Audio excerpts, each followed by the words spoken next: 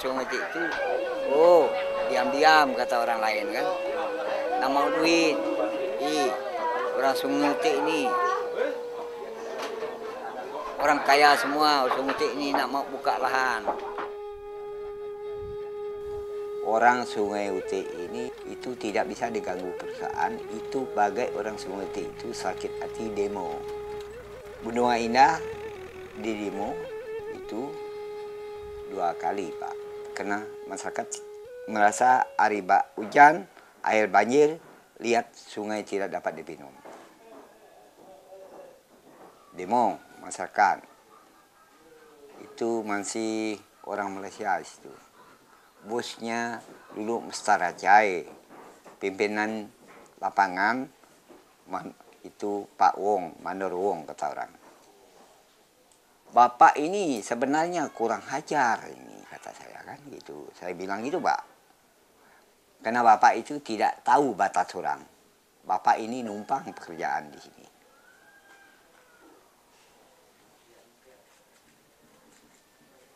Ini bukan daya Mungo, bukan Pak.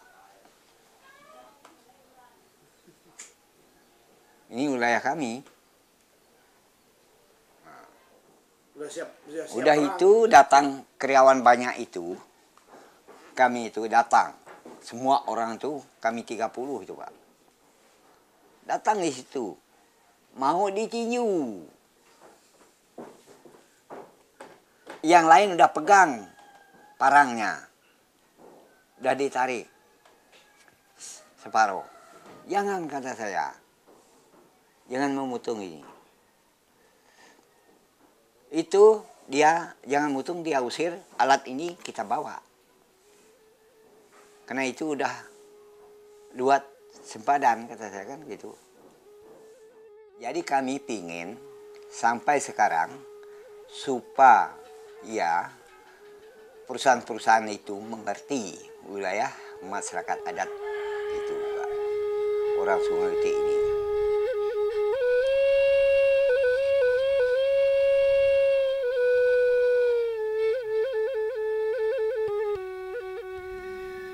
Tanah karena tidak ada biji, sungai tidak ada biji. Kalau ada biji saya mau minta, karena saya meminta karena tidak ada punya uang.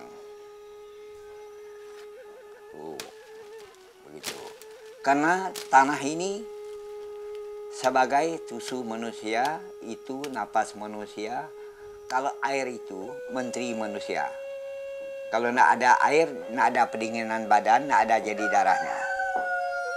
Begitu. Itu yang dijaga kami. Barang-barang itu kena uang semua itu Pak. Kayu uang, tanah uang, air uang. Laban uang itu berupa kertas punya yang ada, berupa kayu yang ada, berupa ikan yang ada, berupa binatang yang ada, berupa tanah dia ada. Itu uang namanya.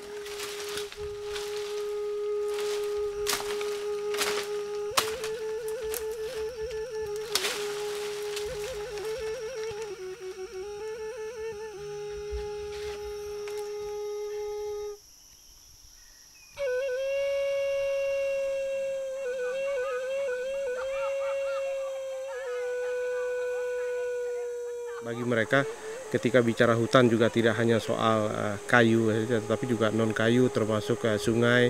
Bahkan yang penting di mereka adalah hubungan spiritual ya dengan alamnya. Itu yang menjadi dasar bagi masyarakat Sungai Utik. Kenapa dia hutannya masih begini? Karena mereka melihat hutan itu tidak hanya semacam atau sebatas komoditas saja, tetapi juga ada nilai-nilai, bahkan ada jiwa bagi mereka.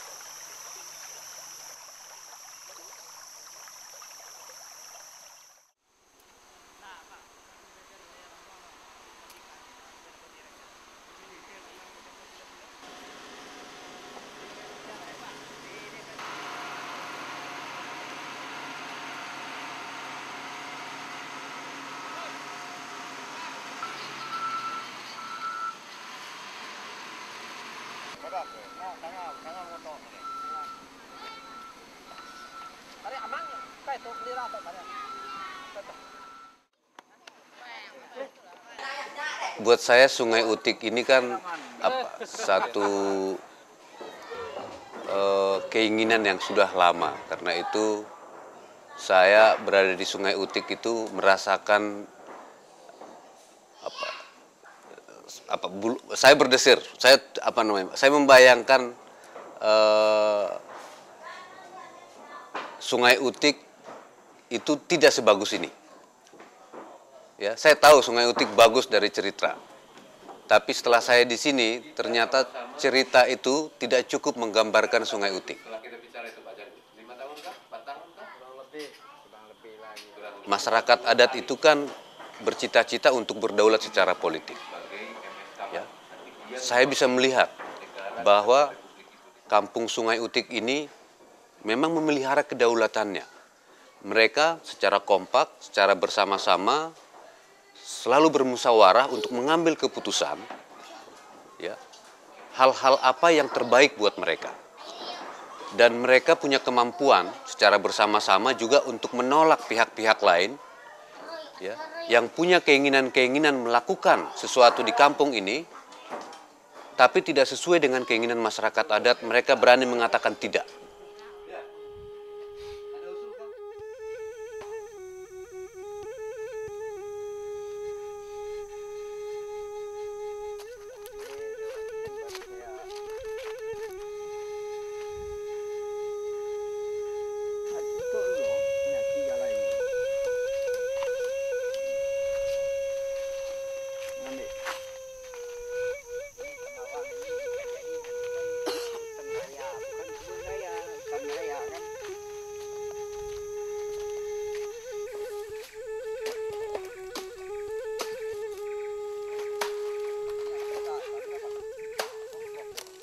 Kalau kami di sini, umut ransa ini, kepala ini, ada yang pahit sedikit, seperti ubat, ada juga yang itu manis.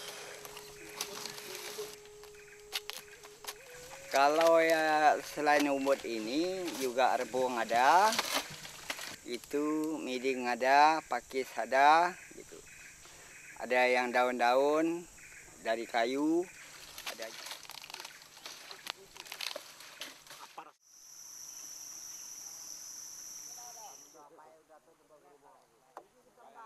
Cita-cita kedua dari masyarakat adat adalah mandiri secara ekonomi. Saya bisa merasakan selama 3 hari saya di sini, makanan cukup, ya, energi cukup, mandi di tempat air yang sangat bersih, berendam di sungai sangat nyaman, tidak ada yang kurang. Jadi mandiri secara ekonomi bisa kita lihat di sini. Kampung ini dengan hukum adatnya yang kuat bisa menjaga kemandirian ekonomi mereka.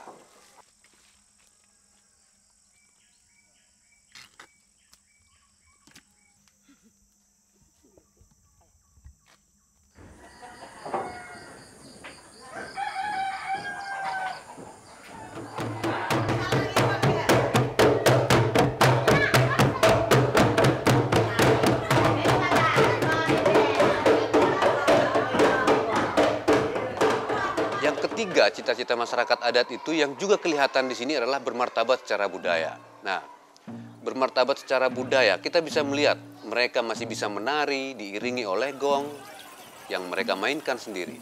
Mereka juga masih membuat tikar yang cantik, ya, menenun kain yang motifnya sangat bagus. Mereka masih bangga dengan semua itu. Mereka masih bangga dengan tato, mereka masih bangga dengan segala yang mereka punya. Menurut saya, Kampung Sungai Utik sudah seharusnya menjadi salah satu contoh bagaimana sesungguhnya perjuangan masyarakat adat di Indonesia, bahkan mungkin di seluruh dunia. Ya. Saya tanya, kenapa mereka melakukan ini? Jawabannya sangat sederhana. Kami tidak minta lebih. Dan kami pun tidak mau kurang. Artinya apa? Hak-hak mereka itulah yang sesungguhnya mereka ingin jaga. mereka tidak meminta lebih daripada yang memang sudah menjadi hak mereka. Tapi mereka juga tidak mau hak-hak itu dikurangi. Sangat sederhana. Itu perasaan yang saya dapatkan di sini. Jadi saya sedang ada di masyarakat adat yang berdaulat secara politik, mandiri secara ekonomi, dan bermartabat secara budaya.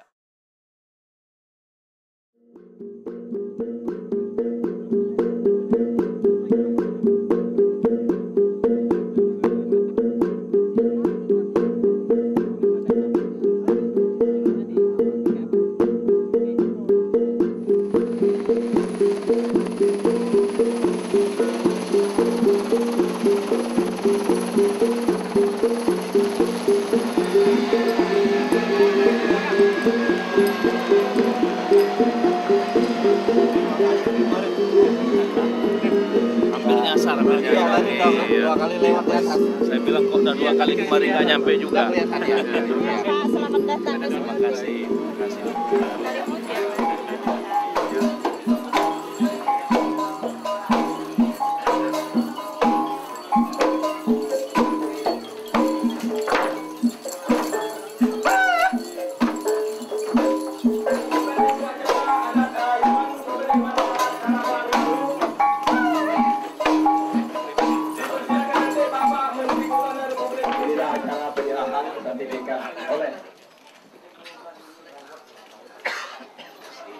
Menteri Hutan dan Peternakan Pak Pandi, mewakili masyarakat adat Benoto.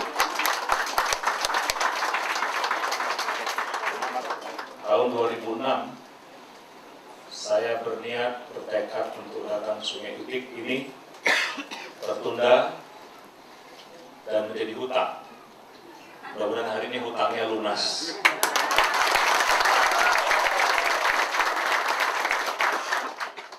Dalam catatan saya, mudah-mudahan saya tidak salah ingat, mungkin Sungai Utiklah satu daerah adat yang pertama kali mendapatkan sertifikat ini. Dan mudah-mudahan ini menjadi sesuatu yang sangat penting dalam sejarah pengelolaan hutan lestari yang dikelola oleh masyarakat adat. Ya, pemerintah harus berusaha memberikan jaminan dan perlindungan untuk pengelolaan kawasan-kawasan hutan yang memang secara adat sudah ada dari dulu sampai dengan sekarang ini. Bahwa kawasan-kawasan ini juga harus tetap dapat perlindungan hukum. Ya, harus dapat perlindungan hukum. Mudah-mudahan sertifikat eco-label ini tadi dikatakan merupakan langkah awal, dan saya berharap ini harus bisa kita olah sehingga masyarakat Sungai Utik menjadi contoh masyarakat adat se-Indonesia. Mudah-mudahan kita juga bisa katakan kepada masyarakat adat dimanapun, kalau Anda mau mengelola hutan secara baik, lihatlah Sungai Utik. Itulah yang akan kita sampaikan.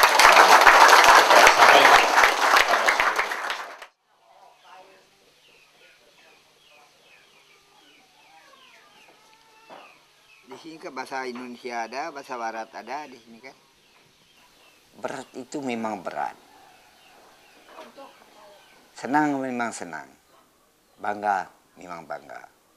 Kita ini kalau kita senang, itu dari kita berat duduk bebannya. Perjuangan kita. Karena ini udah ada speaker tuh bisa pakai kita bersuara Pak. Itu ya senang Pak. Karena itu kalau kita berjalan bisa pakai kita melangkah.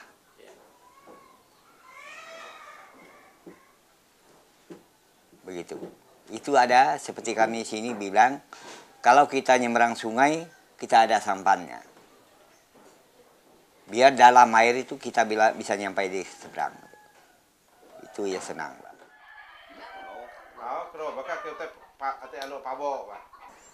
Dengan penyerahan sertifikat dari eco-label, masyarakat sendiri memang perasaannya selain senang juga bercampur banyak pertanyaan besar sekali. Apa hubungannya antara sertifikat dengan keberadaan mereka sekarang? Tetapi sisi lain mereka merasa ada sesuatu yang hadir di sini, soal solidaritas, solidaritas dari berbagai pihak, perhatian-perhatian yang dari berbagai pihak tentang kehidupan yang mereka mungkin jalani sehari-hari yang bagi banyak orang itu adalah sesuatu yang rutinitas, tetapi bagi mereka ada sesuatu yang menginspirasi, bahkan memberi semacam semangat baru kepada mereka, bahwa apa yang mereka lakukan di komunitas lokal yang mereka lakukan mungkin sangat kecil dibanding dibanding seluruh dunia ya, tetapi apa yang mereka lakukan itu adalah sesuatu yang orang lain akui dan orang lain hormati, dan bahkan diberi penghargaan yang menurut saya tidak terhingga.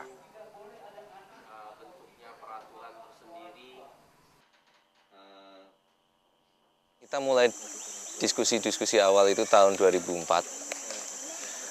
Jadi pada saat itu boleh dikatakan terjadi suatu kebuntuan ya, di mana pengelolaan hutan oleh masyarakat adat mendapat kesulitan untuk mendapatkan pengakuan formal.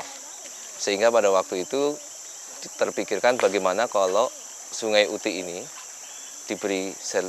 dicoba untuk diberi sertifikat pengelolaan hutan lestari. Sehingga kalau mereka mendapatkan sertifikasi ini, maka rekognisi ataupun pengakuan dari publik itu akan mudah diperoleh.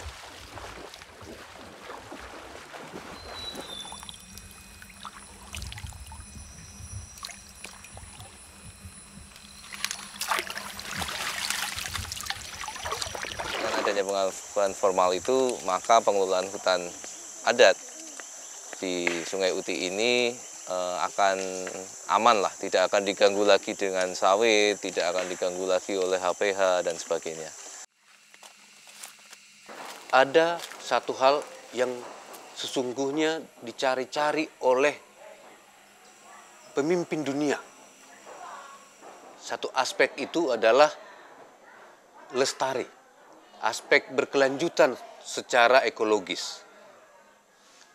Jadi kalau ditambahkan dengan ini, berdaulat secara politik, mandiri secara ekonomi, bermartabat secara budaya, berkelanjutan secara ekologis. Nah, yang keempat inilah yang sebenarnya sudah disumbangkan oleh masyarakat adat Sungai Utik. Dan sertifikat itu sebenarnya hanya pemberitahuan ke semua orang bahwa daerah ini dijamin oleh masyarakat adatnya untuk tetap berkelanjutan.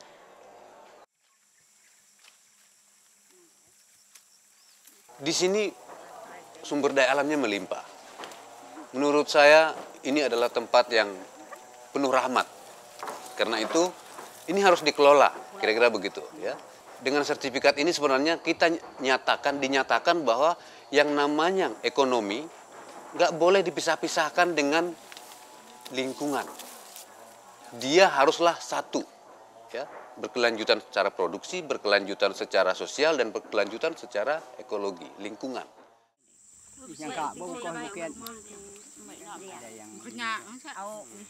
Sungai Utik harus menjadi contoh buat seluruh dunia.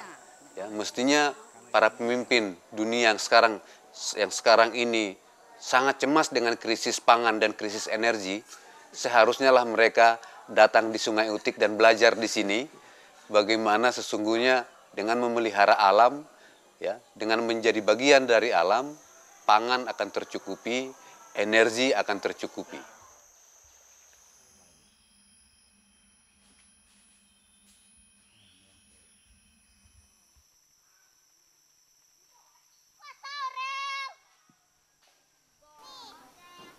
Jadi kami ini generasi penerus, karena kami ini lembaga di sini semai. Kalau saya mati, anak saya bergantiannya. Mati anak saya, cucu saya gantiannya, menjaganya. Kami ini, pikiran ini, mungkin cucu cicit saya nanti kan di situ kan sama. Karena saya ini, itu hak menurun yang jadikan semai ini, Pak. Masyarakat sini pelayanannya.